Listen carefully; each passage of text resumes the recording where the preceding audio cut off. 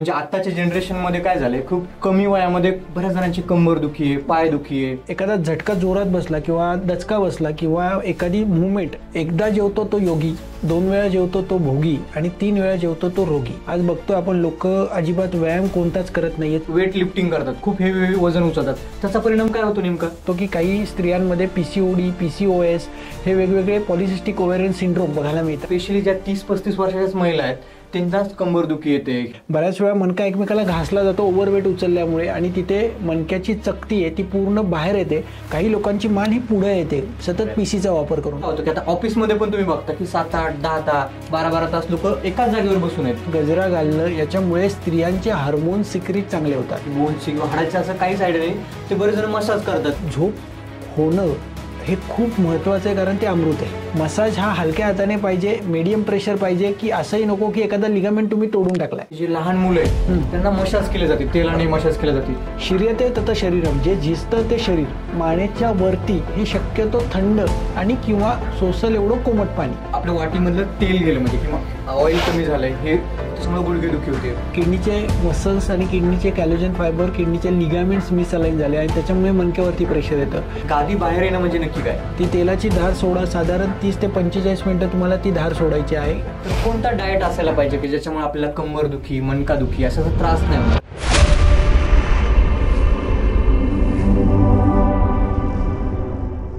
नमस्कार मंडळी, आज आपल्यासोबत आहेत विराज भंडारी सर. नमस्कार सर, तुमचं मराठी माणूस चॅनलवरती सहर्ष स्वागत आहे. नमस्कार सर. आमच्या ऑडियन्सला तुमच्याबद्दल थोडीशी माहिती द्या, म्हणजे तुम्ही काय करता? मी डॉक्टर विराज भंडारी, MD आयुर्वेदात माझं झालेलं आहे. त्याचबरोबर मी गेली 18 वर्ष स्पाईन कन्सल्टंट, ज्याच्यामध्ये विना ऑपरेशन, विना इंजेक्शन ज्या मणक्याचे आजार ज्यांना झालेले आहेत, त्यांच्या गाद्या निसटल्या आहेत, गाद्या सरकलेल्या आहेत, नसा चोकअप झाल्या आहेत, त्याला ॲलोपॅथी सायन्समध्ये डिस्क हर्निएशन किंवा डिस्क पोट्रुजन म्हटलं जातं. MRIच्या रिपोर्टमध्ये ते पूर्ण पोट्रुजन हे विना ऑपरेशन आम्ही बरं करतो. आणि त्याचबरोबर ज्यांना मान दुखते, कंबर दुखते, हातापायाला मुंग्या येतात, हातपाय जड होतात, बधीर होतात, ज्यांना सतत थोडंसं चाललं की बसावंसं वाटतं, अशा प्रकारच्या ज्या केसेस आहेत, ज्यांना सतत मानदुखीचा किंवा कंबरदुखीचा त्रास आहे, त्याच्यामध्ये आत्तापर्यंत 20-1 हजार लोकांचं आम्ही ऑपरेशन वाचवलं आहे. या सगळ्या मॅन्युअल थेरपी आपल्या क्लिनिकमध्ये आपण देतो. मॅन्युअल थेरपीचं इंटिग्रेशन हे भारतात आणि भारताच्या बाहेर करणारा पहिला मी माणूस आहे. Okay sir. आता तुम्ही बघू शकता की म्हणजे आत्ताच्या जनरेशनमध्ये काय झालंय, खूप कमी वयामध्ये बऱ्याच जणांची कंबर दुखी आहे, पाय दुखी आहे. याचे रिझन काय याच्या मागचं, की असं का होतं की एवढ्या कमी वयामध्ये? आता मागच्या काळामध्ये आपण बघू शकतो की तेव्हा लोक एवढे कामं करायचे, एवढे कष्ट करायचे, तरी पण त्यांचे म्हणजे स्ट्रॉंग असायचे मरेपर्यंत, किंवा त्यांचे हाड वगैरे स्ट्रॉंग असायचे. पण आत्ताच्या जनरेशनचं खूप कमी वयामध्ये पण हे होतंय, म्हणजे की हाडदुखी, कंबरदुखी. व्यायामाचा अभाव त्याचबरोबर काय झालं आहे, लोकांची जीवनशैली ही खूप ड्रॅस्टिकरित्या बदलली आहे. आज बघतो आपण लोक अजिबात व्यायाम कोणताच करत नाही आहे. चालणं बंद झालं आहे. घरातनं आपण किराण्याच्या दुकानात दूध आणायला जायचं किंवा बिस्किटचा पुडा आणायला जायचं तर माणूस 2 व्हीलरला किक मारतो आणि ते जातो आहे. कुठल्याही प्रकारचं चालणं बंद झालेलं आहे. सगळ्या प्रकारचे व्यायाम पद्धती बंद झालेल्या आहेत. आज विद्यार्थी वर्ग बघतो, सकाळी उठला की तो पहिला शाळेत जातो आहे. शाळेत गेलं की घरी येतो, घरी आल्यानंतर तो तबल्याचा क्लास किंवा इतर कुठले तरी असे क्लास लावतो ते जे पण बैठे आहेत. त्याचबरोबर ऑफिसला जाणारी लोक आहेत, जे लोक दिवसभर सकाळी उठले की ऑफिसला जातात, ऑफिसमधनं घरी येतात, घरी आल्यानंतर काही भाजीपाला आणायचा असेल तर ते गाडीवरती जातात, गाडीवरती येतात, मग परत मोबाईलवरती बसून जातात. म्हणजे कुठल्याही प्रकारच्या हालचाली किंवा कुठल्याही प्रकारचे व्यायाम हे पूर्णपणे बंद झालेत. त्यामुळे व्यायामाचा अभाव हे सगळ्यात पहिलं मोठं कारण आहे की जे मणक्याच्या आजाराला वाढीव कारण आहे. त्याचबरोबर दुसरं कारण आहे झटका बसणं. आज काय झालं, व्यायाम कमी असल्यामुळे, व्यायाम न केल्यामुळे मसलची ताकद ही कमकुवत झाली.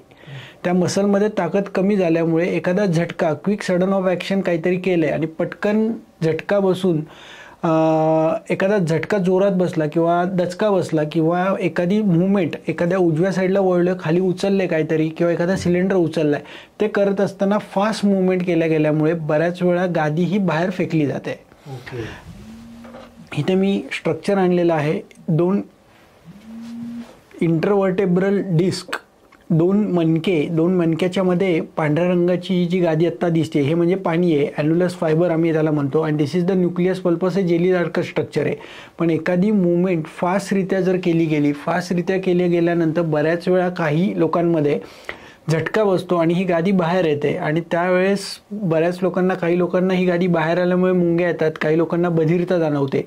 तर प्रत्येक पेशंट टू पेशंट सिम्पटम्स हे वेगळे दिसतात.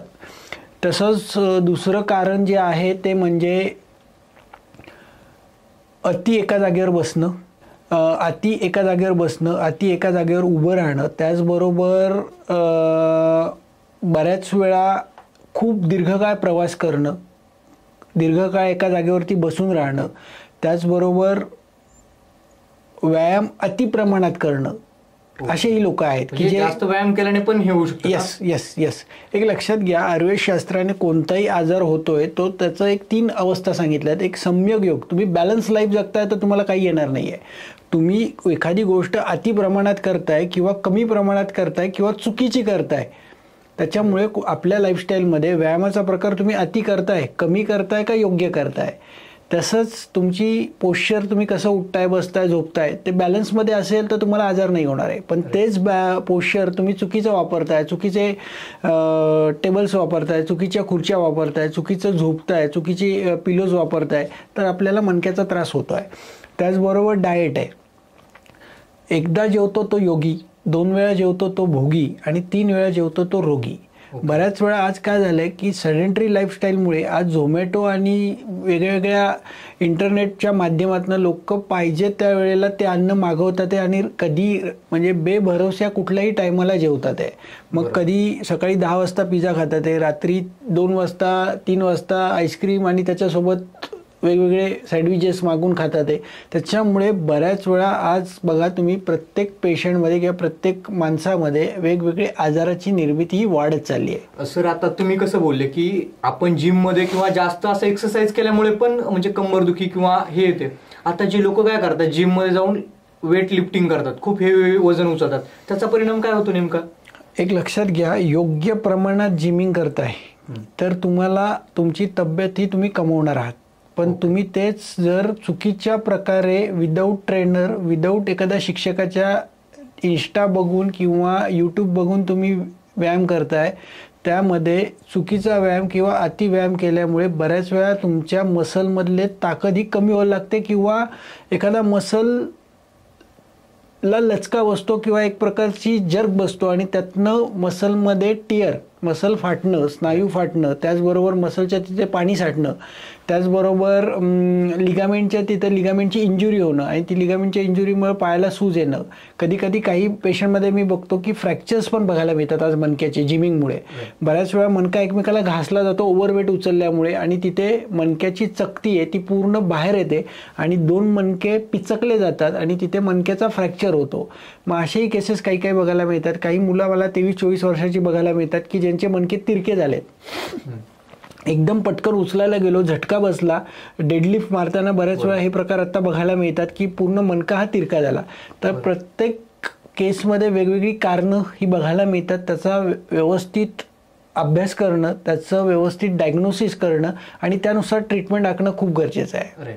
आता सर, बरेच जण काय करतात, जे जिम करतात ना त्यासोबत बरंचसं म्हणजे बाहेरून प्रोटीन पावडर किंवा स्टेरॉइड घेतात, त्याचा पण आपल्या याच्या बॉडीवरती इफेक्ट होतो का? एक लक्षात घ्या, स्टिरॉइडचा जो आहे मसलला वाढवणं हे तुम्ही कृत्रिम प्रकारे करताय. तुम्ही त्यांनी बंद केल्यानंतर तुमचं शरीर परत खंकणार आहे. त्याच्यामुळं स्टिरॉइड घेण्यापेक्षा जोर मारा, बैठका मारा, डिप्स मारा आणि हळूहळू त्याचं जे रिपिटेशन्स आहेत दर आठवड्याला, दर महिन्याला ते रिपिटेशन जर आपण वाढवत गेलो तर तुमची शरीर ही ताकद निर्माण करणार आहे. क्षमता पण वाढत जाते ना, जसे दिवसेंदिवस आपण एक्सरसाइज करू तशी क्षमता वाढत जाते. तुमचं कोपअप वाढतं त्याने आणि त्यामुळे ताकद वाढते. तर ते आणि त्याचबरोबर तुमचा आहार जो आहे तो आहार तुम्ही षडरसात्मक आहार आणि त्याचबरोबर घरचं अन्न खाल्लं तर नक्कीच तुमचं जिमिंग करून आणि तुमच्या घरच्या योगासनाने आणि त्यासोबत जोर डिप्स बैठकाने ताकद ही 100% वाढणार आहे. पण आज काय झालंय की लोक जिमला जातात आणि जिमवरनं येता येता लगेच एखादं सँडविच किंवा पिझ्झा खात आहे आणि त्याचबरोबर शेक घेतात. त्या शेक बरोबर बऱ्याच वेळा मग स्टिरॉइड मिक्स केलेले शेक आज पिले जातात. मग ती तात्पुरती कमवलेली तब्येत ही दीर्घकाळ टिकत नाही. त्यामुळं डाएट जो आहे तो प्रॉपर पाहिजे आणि जिमिंग लक्षपूर्वक पाहिजे की आपण नक्की काय करायचंय आणि आपल्याला काय कुठल्या डेस्टिनेशनपर्यंत जायचंय हे प्रत्येकाने त्याचा विचार करून जिमिंग करायचं आहे. आता काय सर म्हणजे आताच्या पिढीमध्ये काय झालंय किंवा आता तुम्ही महिलांमध्ये पण बघू शकता, स्पेशली ज्या 30-35 वर्षाच्याच महिला आहेत त्यांनाच कंबरदुखी येते, हे येते. ते आता बरेच जण IT मध्ये असल्यामुळे पण होते. पण नेमकं काय आहे की याच्यामध्ये महिलांनी स्वतःची कशी काळजी घेतली पाहिजे किंवा काय करायला पाहिजे महिलांनी? एक लक्षात घ्या, पिरियड्स जे आहेत महिलांचे, पहिलं आपण प्रामुख्याने बघूयात. पिरियड्स जे आहेत 4 दिवस अंगावरनं गेले पाहिजे. बऱ्याच वेळा काही स्त्रियांमध्ये 1-2 दिवस पिरियडला जातात किंवा पिरियडच्या काळात काही लोक जिमिंग करतात. पिरियडच्या काळात खूप जिने चढणं, खूप हालचाली करणं, पिरियडच्या काळामध्ये वजन उचलणं किंवा ओझी उचलणं हे शक्यतो टाळलं पाहिजे. म्हणजे तुमचे पिरियड्स हे व्यवस्थित येतील, पिरियड्स रेग्युलर वाहतात तर तुम्हाला त्रास होणार नाही. पण बऱ्याच वेळा आपण बघतो की काही स्त्रियांमध्ये PCOD, PCOS हे वेगवेगळे पॉलिसिस्टिक ओव्हेरियन सिंड्रोम बघायला मिळतात, ज्याच्यामध्ये सिस्ट बघायला मिळतात, गाठी बघायला मिळतात गर्भाशयामध्ये, काही लोकांमध्ये फायब्रॉइड्स बघायला मिळतात. तर हे सगळे मांसाची ग्रंथी होण्याची जी कारणं आहेत तो त्यांचा डाएट हा पहिला कारण आहे. कारण आज बदलती जीवनशैली आणि डाएट जो आहे तो बऱ्याच वेळा डाएट हा बदलत चाललाय. लोकांचं शिळं अन्न खाण्याचं प्रकार बरेच वाढत चाललाय. कारण हॉटेलिंगमध्ये बऱ्याच वेळा ते अन्न कधी शिजवलेलं हे माहीत नसतं. कधी 15, 20, 25 दिवसाची ग्रेव्ही आज वाढली जाते. त्याचबरोबर स्त्रियांनी सगळ्यात महत्त्वाची काळजी घ्यायची आहे ते म्हणजे तुम्ही बऱ्याच वेळा आज बघतो आपण काही स्त्रिया या घर पण बघत असतात, ऑफिस पण बघत असतात आणि मुलांकडेही बघत असतात. त्यांची तारेवरची कसरत असते. मग त्यांनी एक आहे की सतत आनंदी राहणं, त्याचबरोबर मनामध्ये सतत आनंद शोधणं आणि त्याचबरोबर प्रायोरिटी तिघांकडं बॅलन्स दिली तर त्यांचं आयुष्य हे सुखकर होतं. पण प्रायोरिटी बऱ्याच वेळा जर बदलली की प्रायोरिटी एकच ठेवली, ऑफिस ठेवलं, तर बऱ्याच वेळा मुलांकडे लक्ष दिलं जात नाही आणि तिला वाटतं, डिप्रेशन यायला लागतं की अरे मी फक्त ऑफिसकडे बघते, मुलांकडे बघत नाहीये. मग त्याचबरोबर घरात स्वयंपाक करताना स्वयंपाकाचं सामान, साहित्य सगळं तिला आणावं लागतं. ते सगळं आहे का नाही ते बघावं लागतं आणि त्याबरोबर हे तिन्ही गोष्टी तिला करताना तारेवरची कसरत असते. मग त्यावेळेस तिने आनंदी राहणं, त्याचबरोबर आनंदासोबत ते करत असताना प्रत्येक गोष्टीकडे लक्षपूर्वक जर तिने काम केलंय त्या गोष्टी बरोबर होणार आहेत. मग तिच्याबरोबर तिने काही योगासनं करणं, त्याचबरोबर योगासनं करत असताना सूर्यनमस्कार मारतात, तर सूर्यनमस्कार मारताना कमीत कमी 5 ते 10 सूर्यनमस्कार हे मारले गेले पाहिजेत. प्रत्येक आसन स्थितीमध्ये 10 सेकंद थांबलं गेलं पाहिजे. त्याचबरोबर मॉर्निंग वॉक कंपल्सरी गरजेचं आहे. मॉर्निंग वॉक कंपल्सरी किंवा इव्हिनिंग वॉक जो आहे तो संध्याकाळीचा 20-25 मिनिटं चाललं पाहिजे. त्याचबरोबर गजरा घालणं हेही खूप महत्वाचं आहे. गजराचा पण काय इफेक्ट होतो? एक लक्षात घ्या, प्रत्येक गोष्टी ज्या पूर्वी आपल्या आलेल्या आहेत, रांगोळी काढणं, गजरा घालणं, याच्यामुळे स्त्रियांचे हार्मोन सिक्रीट चांगले होतात. ओके, म्हणजे त्याच्यातून हॅपीनेस वाढतो, स्ट्रेस कमी होतो, राईट? येस. त्यामुळे बऱ्याच वेळा गजरा जे लोक घालतात त्यांच्यामुळे डोपामाइन हार्मोन सिक्रीट व्हायला लागतो त्याच्या वासामुळे. Good smell. Good smell. त्याचबरोबर रांगोळी काढताय तुम्ही, रांगोळी काढताय त्याच्यामुळे वेगवेगळे हार्मोन सिक्रीट होतात आणि त्याच्यामुळे त्या स्त्रीला एक एनर्जी मिळायला लागते. राईट. त्याचबरोबर फुगड्यासारखा गेम खेळणं, कवड्या खेळणं, हे जे पारंपरिक गोष्टी आपल्या भारतामध्ये होत होत्या त्या गोष्टीचा वापर केला तर ती स्त्री ही निरोगी होणार आहे आणि तिचं आयुष्य हे सुखकर होणार आहे. त्याचबरोबर सर आता तुम्ही म्हणजे डाएट बद्दल बोलले, तर कोणता डाएट असायला पाहिजे की ज्याच्यामुळे आपल्याला कंबरदुखी, मनकादुखी अशाचा त्रास नाही होणार? असं डाएटमध्ये कोणते असे पदार्थ आपण इन्क्लूड करायला हवे? डाएटमध्ये एक लक्षात घ्या, जेवण जे आहे ते सकाळी 9:30 वाजता, कमीत कमी सकाळी 9-9:30 वाजता जेवण करायचं आहे आणि संध्याकाळचं जेवण हे 6:30 वाजता करायचं आहे. जेवण करत असताना शक्यतो गोड पदार्थ हे जेवणाच्या सुरुवातीला खावेत, आंबट खारट पदार्थ जेवणाच्या मध्यभागी खावेत आणि तिखट तुरट कडू पदार्थ हे जेवणाच्या शेवटी खावेत. ताक हे जेवणाच्या मध्ये रोज दुपारी अर्धा ग्लास प्यावं. संध्याकाळी ताक शक्यतो घेऊ नका. दही संध्याकाळी खाऊ नका. त्याचबरोबर जेवताना पालेभाज्या ज्या आहेत त्या आठवड्यातनं 2 दिवस खायच्यात, फळभाज्या आठवड्यातनं 7 दिवस, कडधान्य आठवड्यातनं 1 दिवस. हे खात असताना आपलं अन्न हे चावून चावून खायचं आहे. अन्न खात असताना बऱ्याच वेळा तुम्हाला जे पदार्थ आहेत, सॉलिड पदार्थ जे आहेत, तो तुम्ही 2 भाग खावा. एक भाग लिक्विड खावा आणि एक भाग हा मोकळा ठेवा की ज्याने पचन तुमचं होईल. ओके. आणि अन्न खात असताना तुमचं लक्ष हे अन्न खाण्याकडे असायला पाहिजे, की बऱ्याच वेळा लोक टीव्हीच्या समोर बसतात किंवा मोबाईल समोर बघून जेवण करतात आणि किंवा एखाद्या ऑफिसमधला ताण डोक्यात घेऊन जेवण करतात.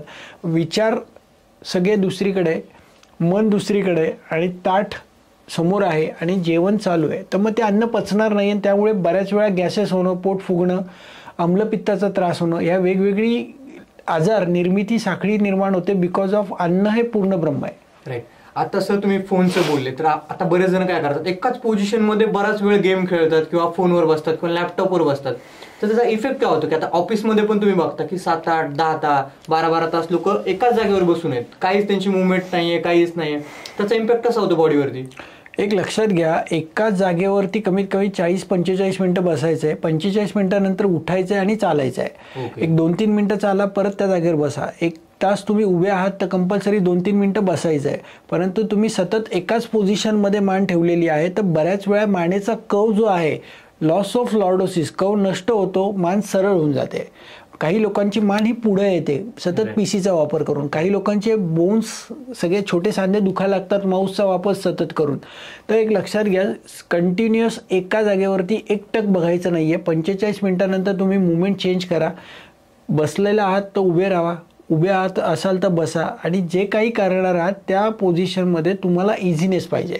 तुम्हाला वाटतं की मी त्या पोझिशनमध्ये आखडून बसलोय, त्या पोझिशनमध्ये मी आखडून उभा आहे, चुकीचं बसलोय, हे तुम्हाला जाणवतं, मग ती अवस्था तुम्ही टाळा, म्हणजे तुमचे पुढचे आजार हे निर्माण होणार नाहीत. राईट. आता बऱ्याच जणांचं काय होतं सर की आपण बघू शकतो की हाडं वाजतायत, म्हणजे चालताना त्यांचे हाडं वाजतायत. हे कारण काय असतं त्याचं हाडं वाजण्याचं? बऱ्याच वेळा शरीरामध्ये वात वाढतो. वात वाढला शरीरामध्ये तर बऱ्याच वेळा वात वाढल्यामुळे एक नायट्रोजन तिथनं बाहेर पडतो आणि एक बोन एकमेकांना घासले जायचा एक आवाज येतो. कारण बऱ्याच वेळा काय झालंय, सध्या दिवसेंदिवस लोकांचं तूप खाण्याचं प्रमाण हे कमी झालेलं आहे. ओके. गोड पदार्थ खाण्याचं प्रमाण हे कमी झालेलं आहे. तर त्याच्यामुळे बऱ्याच वेळा जी काही ताकद मिळायला पाहिजे अन्नातनं ती कमी झाली. लोकांचं दही खाणं, पिझ्झा खाणं, सँडविचेस, बर्गर, ब्रेडचे पदार्थ हे मोठ्या प्रमाणात खाणं वाढलं. वृक्षता शरीरात वाढते, वात शरीरात वाढतो आणि त्याच्यामुळे सांध्यांना आवाज यायला लागतो. त्यामुळे कंपल्सरी बऱ्याच वेळा बघा तुम्ही जुन्या आजींच्या बटव्यामध्ये एरंडाचं तेल हे 3-3 चमचे सकाळी संध्याकाळी चपातीच्या पिठात जर मिक्स करून खाल्लं आणि त्याच्या चपात्या बनवल्या, तो आवाज यायचा कमी होणार आहे. त्याचबरोबर आठवड्यातनं एकदा डोक्यापासून पायापर्यंत तेल लावायचं आहे. खोबऱ्याचं तेल, शेंगदाण्याचं तेल, आयुर्वेदिक मेडिकेटेड वेगवेगळी ऑइल्स येतात ज्याच्यामध्ये धान्वंतर तेल आहे, क्षीरबला तैल आहे, महामाश तैल आहे. हे अकॉर्डिंग टू त्याची प्रकृती, अकॉर्डिंग टू असलेला आजार ते बघून जर ते तेल लावलं तर नक्कीच तो आवाज हा नक्कीच कमी होणार आहे. ओके. आता सर तुम्ही आजीचा बटवा म्हणला, त्याच्यातून मला एक गावाकडची आठवण आली की आता गावाकडे काय करतात, बरेच जण ज्यांना काहीच म्हणजे आयडिया नाही की बोन्सची किंवा हाडाचं असं काहीच आयडिया नाही, ते बरेच जण मसाज करतात की आता समजा कोणाचं हाडलं चकलं याच्यावरती मसाज करतात. ते करायला पाहिजे? एक लक्षात घ्या, मसाज हा नेहमीच आनंद देणार आहे. नित्यम अभ्यंगम आचरित. नित्यम अभ्यंग आचरित म्हणजे काय, तर नेहमी तुम्ही मसाज हा आठवड्यातनं 2-3 दिवस केला पाहिजे. पण तो मसाज करताना डायरेक्शन्स त्या जो कोणी करणार आहे त्याला त्याची माहिती पाहिजे की कशा पद्धतीने मसाज करायचा आहे. नाहीतर सिंपल आहे की तुम्हाला लचक बसली आहे, लचक काढण्यासाठी तुम्ही पहिलं दुःख दबाव लेप किंवा बजरंग लेप लावा आणि त्यानंतर लचक काढा, म्हणजे ती इझिली निघते. त्याचबरोबर जोरजोरात कुठेही चोळायचं नाही आहे, जोरजोरात रगडून घ्यायचं नाही आहे, तुम्हाला सोसल एवढा मसाज पाहिजे. मसाज हा हलक्या हाताने पाहिजे, मीडियम प्रेशर पाहिजे, की असंही नको की एखादा लिगामेंट तुम्ही तोडून टाकलाय. बरोबर आहे. खूप असं फोर्सफुली करण्यात काही उपयोगच नाही. राईट. आता सर आता आपलं कसं झालं की आता डे टू डे लाईफमध्ये खूप स्ट्रेस आहे किंवा एक रुटीन आहे भरपूर, तर त्याच्यामध्ये आपण असं बेसिक ज्याच्यामुळे मणक्याचा त्रास, मानाचा त्रास, गुडघ्याचा त्रास होणार नाही असे बेसिक एक्सरसाइज आहेत का कोणत्या की जे करायला हव्यात डेली लाईफमध्ये? एक लक्षात घ्या, बेसिक एक्सरसाइज म्हणजे काय, तर पहिली गोष्ट तुम्ही सूर्यनमस्कार मारणं. सूर्यनमस्कारमध्ये आपण 12 पोझिशन्स करतो. त्या 12 पोझिशन्समध्ये जर आपण प्रत्येक आसन स्थितीमध्ये 10 सेकंद, 20 सेकंद, 30 सेकंद थांबलो तर नक्कीच आपल्या पूर्ण डोक्यापासून पायापर्यंतचे सगळे स्नायूची हालचाल तिथं होते. प्रत्येकाला मोबिलिटी मिळते, प्रत्येकाची ताकद तिथे वाढते आणि प्रत्येक सांधा हा तुमचा, प्रत्येक स्नायू हा तिथे ओढला जातो किंवा त्याचं ॲबडक्शन, ॲडक्शन, फ्लेक्शन, एक्सटेन्शन होतं. त्याचबरोबर तुम्हाला सोमवारी तुम्ही उभं राहून आसनं करा. जी काही उभं राहून आसनं आहेत, ताडासन, ऊर्ध्व हस्तासन, ताडासन, बद्ध अंगुलिष्ठासन, ही सगळी आसनं माझ्या यूट्यूब चॅनलला आहेत. Doctor Viraj Bhandari Monday yoga program तुम्ही टाकलं तर सोमवारची सगळी आसनं दिसतील. त्याचबरोबर तुम्ही मंगळवारी पोटावरची आसनं करा. बुधवारी तुम्ही पाठीवरती झोपून आसनं करा. गुरुवारी तुम्ही बॅकवर्ड बेंडिंग्स आणि त्यासारखी इतर आसनं करा. शुक्रवारी तुम्ही शवासनं करा. तर वेगवेगळी आसनं वेगवेगळ्या दिवशी तुम्ही जर केली आणि बॉडीला प्रत्येक सांध्याला, प्रत्येक स्नायूला हलवणारी आसनं केली आणि त्या आसन स्थितीत कमीत कमी 2 मिनिटापासून 5 मिनिटापर्यंत थांबलो तर नक्कीच त्याचा फायदा आपल्याला होणार आहे. ओके. आता बऱ्याचदा काय होतं सर की झोपेतून उठल्यानंतर माणसाची कंबर दुखते, मान दुखते, तर झोपेची पोझिशन कशी असायला पाहिजे ज्याच्यामुळे आपल्याला शांत झोप लागेल आणि त्याच्यानंतर त्रास पण नाही होणार? एक लक्षात घ्या, आपल्याला प्रत्येकाला एक सवय असते. काही लोक पोटावरती झोपतात, काही लोक पाठीवरती झोपतात, काही लोक डाव्या कुशीवर झोपतात, काही लोक उजव्या कुशीवर झोपतात. तर शक्यतो झोपताना कमीत कमी 2 ते 4 इंचाची गादी ही असावी. शक्यतो आता मेमरी फॉर्मच्या चांगल्या गाद्या मार्केटमध्ये अवेलेबल्स आहेत. पाठीवरती शक्यतो झोपावं किंवा डाव्या कुशीवरती झोपावं. उजव्या कुशीवरती आणि पोटावरती शक्यतो कमीत कमी वेळ झोपावं. रात्रीच्या 1 तास तुम्ही पोटावरती झोपा, ज्यांना सवय असेल त्यांनी, आणि तुम्हाला कॉन्शियस व्हायचं की मी पाठीवरती झोपेल. जर आपण प्रयत्न केला तर आपण पाठीवरती झोपू शकतो. हा सगळा खेळ जो आहे तो तुमच्या मनाचा आहे. राईट. आता बरेच जण काय करतात, झोपताना एकाच बाजूला झोपतात किंवा कोणी म्हणजे उघड्यावर करून झोपते, म्हणजे बरोबर. त्याचा काय इम्पॅक्ट होतो? म्हणजे असं एक लक्षात घ्या, डाव्या कुशीवर आपण झोपलो ते तुमच्या निरोगी आहे, तुम्ही निरोगी राहणार आहात, तुमच्या इंटेस्टायनलच्या मोबिलिटी इझिली होणार आहेत, आतमधली चयापचय क्रिया व्यवस्थित होणार आहे. तुम्ही तेच उजव्या कुशीवर झोपता तर बऱ्याच वेळा ऑर्गनवरती ताण येतो, इंटेस्टाईनवर, त्याच्यामुळे अन्नपचन व्यवस्थित होत नाही. सर आता काय होतं की बरेच जण म्हणजे उलट झोपतायत, तर त्याचा इम्पॅक्ट काय होतो? एक लक्षात घ्या, बऱ्याच वेळा झोपणं जे आहे एक तर ते सुखकर पाहिजे आणि कमीत कमी 7 ते 8 तासाची झोप झाली पाहिजे. आज जर झोप व्यवस्थित नाही झाली तर बऱ्याच वेळा आपल्याला बारीक ताप येतो, अंग दुखल्यासारखं वाटतं, दुसऱ्या दिवशी जांभळ्या येतात, अन्न पचत नाही, त्याचबरोबर आम्लपित्ताचा काही लोकांना त्रास होतो. झोप होणं हे खूप महत्त्वाचं आहे, कारण ते अमृत आहे. राईट. आणि जेवढं आपण रात्री व्यवस्थित झोपू तेवढंच आपला दुसरा दिवस एनर्जेटिक जातो. राईट. येस. कारण एक लक्षात घ्या, झोपणं जे आहे, तुम्ही जर सुखकर असेल, झोपणं हे शांत असेल आणि झोपणं ही व्यवस्थित होत असेल तर बेसिकली आपल्याला आजार होणार नाही. त्यासाठी पाठीवर झोपणं हे खूप गरजेचं आहे. बरेच लोक उजव्या कुशीवरती किंवा पोटावरती झोपतात, तर शक्यतो पाठीवरती आणि डाव्या कुशीवर झोपावं. काही वेळ पाठीवर झोपा, काही वेळ डाव्या कुशीवर झोपा, तर तुमचं चयापचय क्रिया व्यवस्थित होईल, डायजेशन व्यवस्थित होईल आणि आतमधले एन्झाईम सिक्रेशन हे खूप चांगलं होतं. त्याचबरोबर झोपेमुळं तुमचे चेंजेस काय होतात तर बेसिकली आपले सगळे हार्मोन्स, नर्वस सिस्टीम सगळी एकदम ताकदवान होते आणि त्याच्यामुळे आपण दुसऱ्या दिवशी खूप चांगल्या प्रकारे काम करू शकतो. आज आपली झोप 1 आणि 2 तास जर झोप गेली तर बघा तुम्ही, डोळे सगळे सुचतात. काही लोकांना त्याच्यामुळे बऱ्याच वेळा पुढे जाऊन पित्ताशयाचे खडे होतात, काही लोकांना पित्ताचे आजार होतात, काही लोकांना कावीळ होते. आणि जे लोक नाईट शिफ्ट करतात त्यांनी शक्यतो दुपारी जेवणाच्या आधी झोपावं. ओके. म्हणजे थोडासा आराम केल्यानंतरच कामाला जावं. कंपल्सरी नाईट शिफ्ट लोक जे आहेत त्यांनी दुसरा दिवस जो आहे त्यांचा तो कंपल्सरी 4 तास, 5 तास, 6 तास झोप घ्यावी, झोपावं आणि झोपल्यानंतर जेवण करायचं आहे. जेवण जे आहे त्यांनी नंतर केलं तर ते पचायला चांगलं होतं आणि त्या नाईट शिफ्टच्या लोकांना परत पित्ताचे आणि पोटाचे त्रास होत नाहीत. राईट. आता बऱ्याच जण सर काय करतात, झोपताना उशी घेतात, तर उशी घ्यायला पाहिजे का किंवा नाही घ्यायला पाहिजे उशी? एक लक्षात घ्या, ज्यांची शॉर्ट नेक आहे, ज्यांची नेक ही शॉर्ट आहे, आपली 4 बोटं प्रत्येकाची बघायची आहेत की तेवढी 4 बोटाची प्रत्येकाची नेक पाहिजे. म्हणजे असं 4 बोटाची नेक हवी. जर आपली 2 बोटाची नेक आहे, स्वतःच्या 2 बोटाचीच एवढी नेक असेल त्यांनी उशी नका घेऊ. पण ज्यांची 4 बोटाची नेक आहे त्यांनी कंपल्सरी उशी घ्यायची आहे. म्हणजे आपल्याला चांगली झोप लागते आणि हे मसल्सला कुठेही लचक बसत नाही, दुसऱ्या दिवशी मान अवघडत नाही किंवा हातापायाला त्याच्यामुळे मुंग्या येत नाही. ओके. आता सर बघू शकतो की आपण म्हणजे पहिल्यापासूनच आपल्या भारतीय संस्कृतीमध्ये की जे लहान मुलं आहेत त्यांना मसाज केले जाते, तेलाने मसाज केले जाते, त्याच्यामुळे बोलतात की हाडं मजबूत होतात. खरं आहे का त्यामुळे?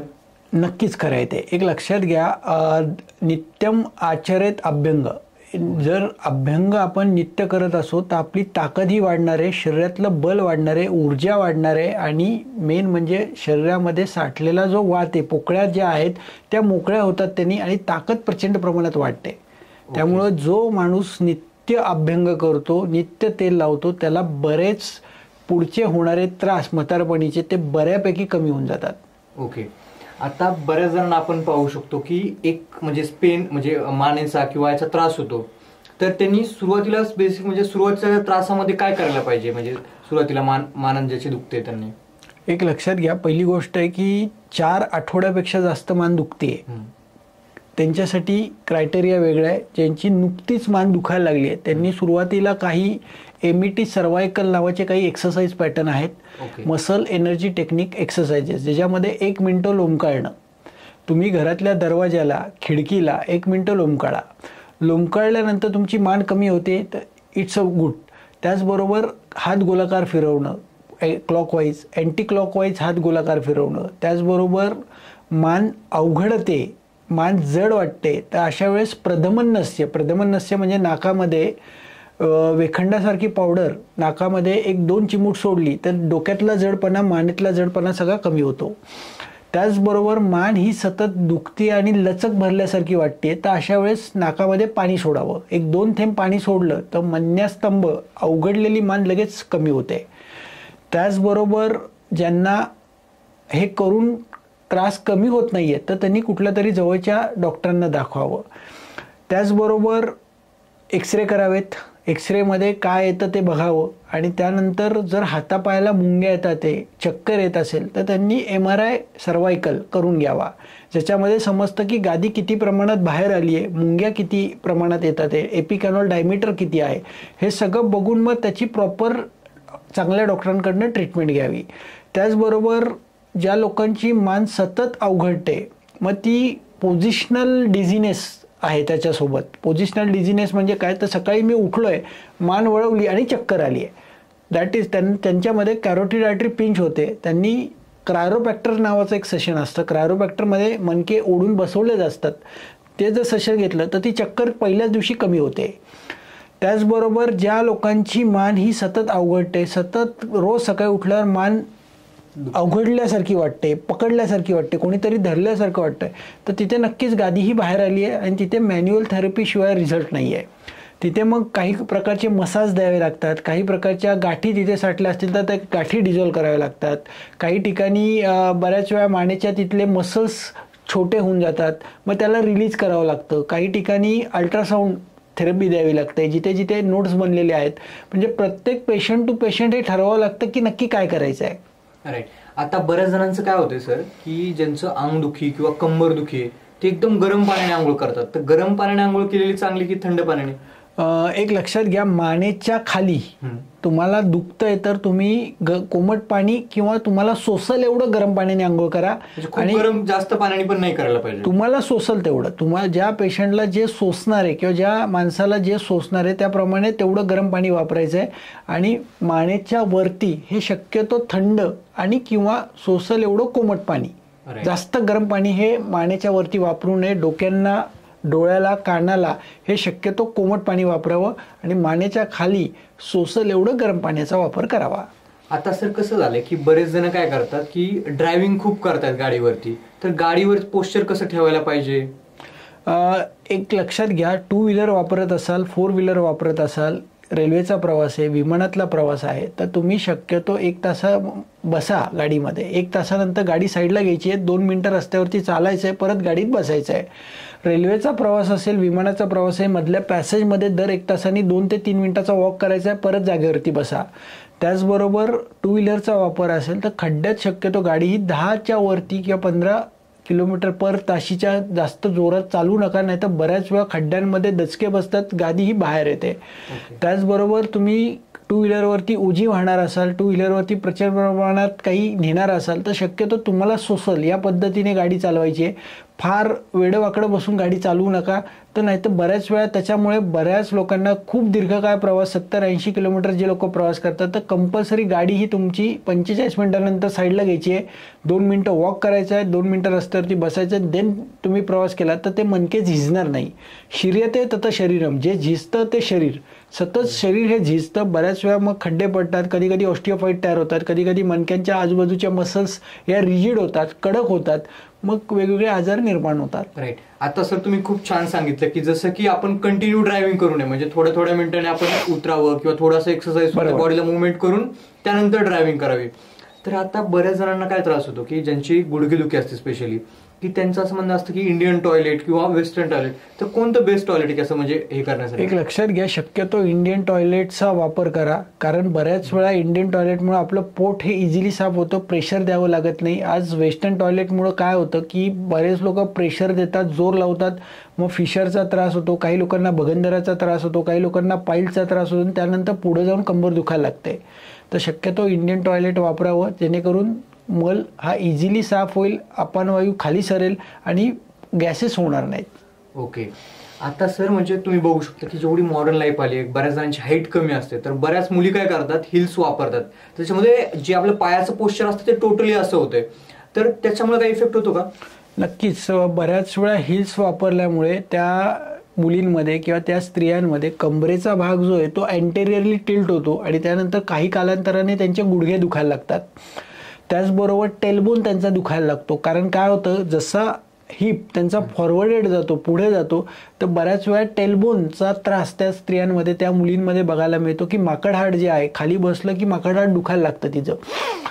तर शक्यतो हिल्स वापरणार असाल तर तुम्ही एक 15-20 मिनटं, अर्धा तास वापरा, त्यानंतर फ्लॅट चप्पल वापरा, किंवा तुम्हाला तुमचं काही फोटो सेशन आहे तेवढ्यापुरतं हिल्स वापरा, परत नॉर्मल चप्पल वापरा. तर असं केल्यामुळे त्यांचे भविष्यातले त्रास हे कमी होणार आहेत. राईट. आता बरेच जण काय बोलतात की आपल्या वाटीमधलं तेल गेलं म्हणजे किंवा ऑइल कमी झालंय, हे त्याच्यामुळे गुडघेदुखी होते. खरंच त्याच्यामुळे ऑइल कमी होत असतं का असं बऱ्याच एजमुळे किंवा काय 40-50च्या एजला गेलेत की त्याच्यामुळे गुडघेदुखीचा त्रास हा तेल कमी झाल्यामुळे होतो? एक लक्षात घ्या, आपल्या शरीरामध्ये मांस आहे, मांसाच्या आतमध्ये मेद आहे, मेदाच्या आतमध्ये वसा, मज्जा आणि शुक्र आणि ओज. तर एक लक्षात घ्या, जे काही आपल्या शरीरातलं मज्जा धातू जो आहे, तो मज्जा धातू वंगण जे आहे त्याला आपण म्हणतो मराठी भाषेमध्ये, ते कमी होण्याची जी कारणं आहेत ते म्हणजे शरीरामध्ये वात प्रचंड प्रमाणात वाढणे. आणि हा जो वात आहे तो बऱ्याच वेळा ऋतुमानानुसार पण चेंज होत असतो. जशी थंडी पडते तसा वात वाढतो.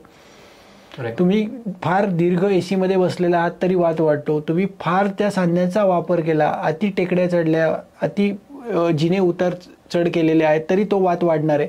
मग त्या वाताची चिकित्सा म्हणजे मधुर अम्ल लवणरस पोटात जाणं, हे पोटात गेला पाहिजे. त्याचबरोबर तिथे रोजचा मसाज झाला पाहिजे. तुम्ही त्याचा वापर जास्त करणार आहात तर त्याला पर्याय त्याचा काय आहे तर त्याला मसाज करणं. त्याचबरोबर ओल्लं खिसलेलं खोबरं जे आहे ते जर खिसून गुडघ्याला बांधलं तर तिथलं वंगण परत निर्माण होतं. हा एक खूप चांगला प्रयोग आहे. जुन्या आजीच्या बटव्यातला हा प्रयोग आहे.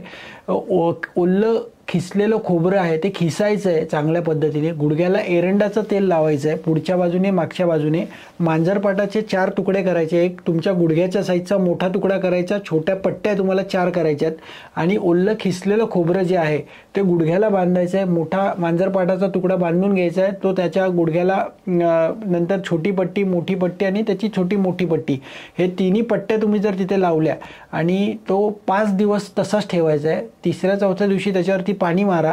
हे खोबऱ्याचा प्रयोग तुम्ही जर 21 वेळा केला तर जे पूर्ण गुडघे सुकून गेलेत, आतमध्ये झिजलेत, कडकड आवाज येतोय, ते खूप चांगल्या प्रकारे बरे व्हायला लागतात आणि गुडघ्याचं दुखणं हे कमी व्हायला लागतं. ओके. आता बऱ्याच जणांमध्ये कसं होतंय की ज्याच्या गुडघेदुखीमध्ये कॅल्शियमची कमतरता होते, तर असे कोणते आहार आहेत की जे आपल्या डाएटमध्ये आपण इन्क्लूड केले की ज्याच्यामुळे आपल्याला कॅल्शियमची कमतरता म्हणजे होणार नाही किंवा आपल्या बॉडीमध्ये चांगलं कॅल्शियमचं प्रमाण वाढेल? हळीवाचे लाडू किंवा हळीवाची खीर हे आठवड्यातनं 3 दिवस घेतली पाहिजे. त्याचबरोबर डिंकाचे लाडू आठवड्यातनं 3 दिवस घेतले पाहिजे. बदाम, अक्रोड हे सुके अंजीर, काळे मनुके हे आठवड्यातनं 2 ते 3 दिवस घेतलं पाहिजे. त्याचसोबत अस्थिशृंखला हाडजोड नावाची एक वनस्पती आहे. हाडजोड वनस्पतीची साधारण एवढे एवढे बारीक तुकडे करायचे आहेत आणि तिची भजी करून ती भजी खायची तेलात तळून.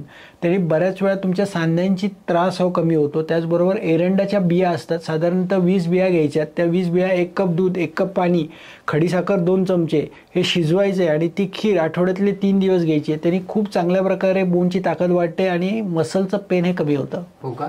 आता सर बऱ्याच जणांचं आहे ना, म्हणजे आपण बघू शकतो कधी ना कधी लहान मुलगा पडतो, त्याचं फ्रॅक्चर होतं.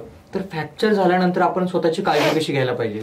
आयुर्वेद शास्त्रामध्ये फ्रॅक्चरमध्ये दहारा ट्रीटमेंट सांगितली आहे. दहारा ट्रीटमेंट म्हणजे काय? तुम्हाला समजा कमरेच्या मणक्याच्या आजूबाजूचा फ्रॅक्चर झाला आहे, तर तिथे तुम्हाला तेलाची धार सोडायची आहे. ओके. ती तेलाची धार साधारण 30 ते 45 मिनिटं तुम्हाला ती धार सोडायची आहे. आता किंवा बऱ्याच वेळा आम्ही प्रयोग सांगतो पिचू म्हणजे काय? तर तुम्हाला साधारण 1 लिटर मुरवेण्णा तेल, 1 लिटर पिंड तेल घ्यायचं आहे आणि त्या नॅपकिन भिजवायचं आणि फ्रॅक्चर झालेल्या भागात तुम्हाला तो गुंडाळून ठेवायचा. असं जर 3 महिने तुम्ही प्रयोग रोज सातत्याने केला तर फ्रॅक्चरच्या तिथली ताकद वाढते आणि भविष्यात होणारे पाऊस आला, वातावरण वर्षा ऋतू, पाऊस आला, थंडी पडली तर जे फ्रॅक्चर दुखतं तो प्रकार बंद होतो आणि तिथली ताकद वाढली तर बऱ्याच वेळा पुढे जाऊन तिथले फ्रॅक्चर्स हे पिचकत नाही आणि तिथले बोन हे खराब होत नाही. राईट. आता बरेच जण काय म्हणतात की आपल्या जेवणामध्ये तिळाचं प्रमाण घ्यायला पाहिजे, तीळ, दूध, याच्यामुळे हाडावरती काय इम्पॅक्ट होतो की स्ट्रॉंग बनतात हाडं? येस, नक्कीच. एक लक्षात घ्या, दूध हे रसायन आहे, पचायला हलकं आहे आणि दूध हे रोज घेतलं गेलं पाहिजे. तर शक्यतो दूध जे आहे ते आपल्याला आजकाल शेळीचं दूध मिळतं, गाईचं दूध मिळतं, म्हशीचं दूध मिळतं. तर शेळीचं दूध हे जे आहे ते पचायला हलकं आहे आणि ताकद वाढवणार आहे. त्याचबरोबर ज्या गाया चरायला बाहेर जातात, फिरतात, ते म्हशी चरायला बाहेर फिरतात, अशा लोकांचं शक्यतो दूध प्यावं. ओके. त्याचबरोबर गाईचं दूध हे बुद्धी वाढवणार आहे, ताकद वाढवणार आहे, तुम्हाला आहे तसं ठेवणार आहे. म्हशीचं दूध, ज्यांची तब्येत खूपच क्रूश आहे, बारीक आहे, त्यांनी म्हशीचं दूध प्यावं. ओके. आणि म्हशीचं दूध हे खूप ताकद वाढवतं, त्याचबरोबर झोप आणतं. ज्यांना झोप येत नाही त्यांच्यामध्ये झोप आणतं. त्याचबरोबर दूध जे आहे तुम्ही मेडिकेटेड शिरपाक, दशमूळ भरड 2 ते 3 चमचे, दशमूळ भरड 2 ते 3 चमचे, दूध 1 कप, खारीक 2, काळे मनुके 10 हे टाकून उकळायचे आणि ते उकळलेलं दूध गाळून जर पिलं तर ताकदही प्रचंड प्रमाणात वाढते. सर, गादी बाहेर येणं म्हणजे नक्की काय? एक लक्षात घ्या, 2 मणके, त्याच्यामध्ये असते पाण्याची गादी आणि ती पाण्याची गादीच्या मध्ये असतो न्यूक्लियस पल्पस, जो जेली स्ट्राईप स्ट्रक्चर आहे. ते 80% भाग हा तिथे जेली आहे आणि 20% भाग हा पाणी आहे. तर ती जेली एखादा झटका, क्विक सडन ऑफ ॲक्शन काहीतरी झालं आणि तो झटका बसला आणि तो झटका बसल्यामुळे ती गादी ही बाहेर येते. काही पेशंटची उजव्या बाजूने बाहेर येते, काही पेशंटची डाव्या बाजूने बाहेर येते. तर ही जी गादी आहे ती quick sudden of action, quick movement केली, काहीतरी ट्रॉमा झाला तर ती गादी बाहेर येते. पटकन झटका काहीतरी बसला की आपण एखादी अचानक एका वेळेस 3 मुवमेंट केल्या फास्ट, तर ती गादी बाहेर पडते. आणि ती गादी बाहेर पडल्यानंतर पेशंटला कधी कधी मुंग्या येतात, कधी कधी पाय जड होतो, कधी कधी पाय बधीर होतो, कंबर आखडून जाते, थोडंसं चाललं की बसावं असं वाटतं. तर ही सगळ्या काही गोष्टी ज्या आहेत त्या मॅन्युअल थेरपी ज्या दिल्या तर त्यांनी ते नक्कीच कमी होतं आणि पेशंटचं ऑपरेशन हे 100% वाचवण्यात यश येतं. कारण आत्तापर्यंत आपण एक जवळजवळ 20 ते 25 हजार लोकांचे ऑपरेशन वाचवलेत. हे ज्या सगळ्या ट्रीटमेंट ज्या आहेत त्या सगळ्यामध्ये आपण ऑर्गन बॅलन्स करतो. बऱ्याच वेळा काही लोकांमध्ये व्हिसरल मॅनिप्युलेशन म्हणजे काय? ज्यांचे किडनीज मिसअलाइन झाल्यात, किडनीचे मसल्स आणि किडनीचे कॅलोजन फायबर, किडनीचे लिगामेंट्स मिसअलाइन झाले आणि त्याच्यामुळे मणक्यावरती प्रेशर येतं. कधी कधी डिओडिनम मिसअलाइन झाला त्याच्यामुळे मणक्यावर प्रेशर येतं. कधी कधी लिव्हर तुमचा मूवच होत नाही, फ्रोज होऊन जातो, त्याची मोबिलिटी कमी होते. काही पेशंटमध्ये इंटेस्टायनल मोबिलिटी कमी होते आणि त्याच्यामुळे मणक्यावरती सगळं कडकपणा येतो. तर एक लक्षात घ्या, पेशंट टू पेशंट, प्रत्येक पेशंट हा कस्टमाइज चेक करणं की त्याचा रूट कॉज काय आहे, त्याचं डिफरन्शियल डायग्नोसिस करणं की हा फेशियल मिसअलाइन आहे, का विसरल मिसलाईन आहे का न्यूरोमेनिंजियल, बऱ्याच वेळा मेंदूच्या आजूबाजूचं फ्लुइड असतं क्रेनियोसॅक्रल रिदम मिसलाईन होतो आणि त्याच्यामुळे बऱ्याच वेळा कंबर दुखायला लागते, त्याच्यामुळे डिस्क बाहेर येते. तर प्रत्येक पेशंटचं कारण हे वेगळं वेगळं आहे. त्याला डायग्नोज करणं आणि त्याच्यावरती योग्य ती मॅन्युअल थेरपी. महिन्यातनं एक दिवस आम्ही ट्रीटमेंटला पेशंटला बोलवतो. साधारण एक 8 ते 9 सेशन्स मिनिमम लागतात एक गादी बाहेर आल्यानंतर. आणि ती गादीचा एपिक ॲन्युअल, ज्यांचे 4-5 एपिक ॲन्युअल आहे, ते साधारण 7व्या सेशनपर्यंत 14 ते 16पर्यंत ते एपिक ॲन्युअल घेऊन जाता येतं आणि त्यांचं ऑपरेशन हे नक्कीच वाचतं. ओके. आता सर आहे ना, ज्यांना शुगर किंवा बीपीचा त्रास असतो की त्यांचं काहीतरी म्हणजे त्याच्यामुळे गुडघेदुखीचा किंवा कंबरदुखीचा त्रास होतो का शुगर बीपीमुळे? एक लक्षात घ्या, शुगर जी आहे ती बऱ्याच वेळा HbA1c चेक करणं खूप गरजेचं आहे. बरेच लोक 3-3 महिन्यांनी HbA1c चेक केली गेली पाहिजे आणि ती HbA1c 5च्या खाली असली पाहिजे. बऱ्याच लोकांमध्ये कधी कधी 10-11 HbA1c असते आणि त्याच्यामुळे बऱ्याच वेळा दोन्ही पायांना मुंग्या यायला लागतात, दोन्ही पाय बधीर व्हायला लागतात, दोन्ही पायाला आगाग चालू होते. तर डायबेटिक न्यूरोपॅथी म्हणजे डायबिटीजचा आजार आणि त्यांची शुगर ही नॉर्मलला राहत नाही, त्याच्यामुळे बऱ्याच वेळा डायबेटिक न्यूरोपॅथीमुळे पेशंटच्या पायाला आगाग व्हायला लागते, मुंगे यायला लागतात. तर त्यांनी ती शुगरची औषधं व्यवस्थित घ्यायची आहेत, चांगल्या डॉक्टरला दाखवायचं आहे, शुगर नॉर्मलला आणायची, म्हणजे तो प्रकार बऱ्याच वेळा कमी होतो. कारण डायबिटीजचा साईड इफेक्ट म्हणून बऱ्याच वेळा कधी कधी पाय सुजतात, हायपरटेन्शनचे ड्रग एक्सेसिव्ह मात्रेत गेल्यामुळे पाय सुजायला लागतात, झोप कमी होते, बऱ्याच वेळा बीपी फ्लक्च्युएट होतो आणि त्याच्यामुळे कमरेच्या तिथले मसल्सवरती लूजनेस येतो किंवा टाईट होऊन जातात आणि त्याच्यामुळे कंबर दुखायला लागते. ओके. आता काही लोकांना काय असतं अर्धांगवायू म्हणजे नेमकं काय? एक लक्षात घ्या, न्यूरोलॉजिकल कंडिशन आहे अर्धांगवायू म्हणजे. बऱ्याच वेळा ब्रेनमध्ये कुठेतरी हिमोरेज होतो, जोरात बोललंय, जोरात ओरडलंय किंवा खूप टेन्शन आलं, स्ट्रेस घेतलाय आणि बीपी फ्लक्च्युएट झाला आणि त्यातनं एखादा रक्ताची गाठ मेंदूमध्ये अडकली आणि त्यामुळे उजवा बाजूचा लकवा मारला गेला किंवा डाव्या बाजूचा पाय, डाव्या बाजूचा हात लकवा मारला गेला. काही लोकांमध्ये फक्त तोंडाचा लकवा मारला जातो, तोंडाचा, त्याला अर्धित म्हणतात, की ज्याच्यामध्ये जीभ अन्न घेता येत नाही, जीभ एका साईडला येते, नाकाने श्वास घेता येत नाही, डोळ्याने बघता येत नाही, डोळा ऑटोमॅटिक बंद होतो. तर एक लकव्याचे वेगवेगळे प्रकार आहेत, हेमिप्लेजिया, पॅराप्लेजिया आणि क्वाड्रप्लेजिया. तर या गोष्टीमध्ये काय आहे, प्रत्येक पेशंटमध्ये ते न्यूरोलॉजिकल कंडिशन असते, त्यांनी फिजिओथेरपी कंपल्सरी 1 वर्षभर घ्यावी, त्यासोबत आयुर्वेदिक मसाज घ्यावा आणि बस्ती चिकित्सा ही लकव्यामध्ये खूप चांगली ट्रीटमेंट आहे. त्याच्यामध्ये गुदद्वारा वाटे तेलाचे बस्ती दिले जातात, दुधाचे बस्ती दिले जातात आणि ते बस्ती चिकित्सा साधारण 21 दिवस, 30 दिवस, 60 दिवस जर घेतली तर तो अर्धांगवायूचा झटका आलेल्या लोकांना बऱ्याच प्रकारे. त्याचबरोबर शिरोधारा ट्रीटमेंट, डोक्यावरती तेलाची धार सोडली जाते, नाकामध्ये औषधी मेडिकेटेड तूप तेल सोडलं जातं. त्याचबरोबर रक्तमोक्षण चिकित्सा, डोक्यावरती वेगवेगळ्या प्रकारचे लेप लावणं, लेकुरवाळ, हळकुंड, वेखंड ह्या पाण्यात, गरम पाण्यात कालवून चांगला लेप डोक्यावरती पूर्ण घातला तर ते जे काही गाठी तयार झाल्यात त्या गाठी डिझॉल्व होतात. कोंबड नखीचा लेप करणं, त्याचबरोबर फिजिओथेरपी घेणं. फिजिओथेरपीमध्ये एक्सरसाइज पॅटर्न जो आहे तो कंपल्सरी, प्रत्येक जॉईंट अँटी क्लॉकवाईज फिरवायचा आहे आणि त्याला प्रत्येक जॉईंटला मोबिलिटी करायची आहे, मोबिलिटी आणायची आहे, जेणेकरून ते लकव्याचे पेशंट हे नक्कीच कमी होणार आहे. याला आयुर्वेदशास्त्रामध्ये पक्षाघात म्हणतात. ओके.